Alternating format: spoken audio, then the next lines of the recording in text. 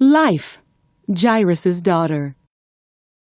After Jesus healed the man with the evil spirits, he got back in the boat and he and his disciples sailed back across the lake.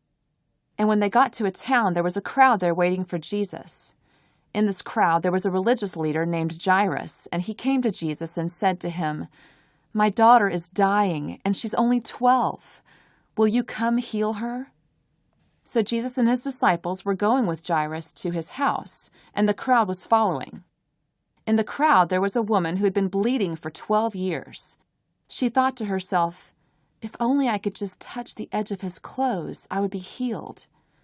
And so she reached out behind Jesus and touched his clothes, and right away she was completely healed. And Jesus stopped and he asked, "Who touched me?" And one of his disciples, Peter, said, "How can you ask who touched you? We're in a crowd. Everyone's touching you."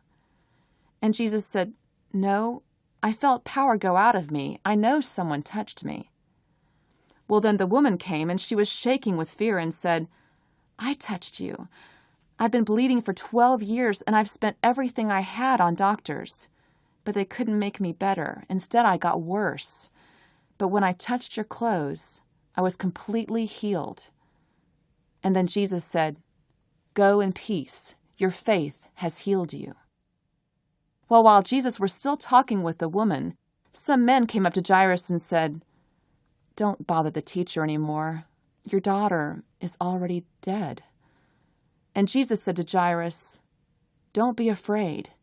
Believe, and she'll be healed." So they continued on to the house, and there were already people there mourning for the little girl. And Jesus said to them, "Don't cry. She's not dead. She's only asleep." But they laughed at him because they knew she was dead. Then Jesus went into the house, along with 3 of his closest followers and the girl's parents.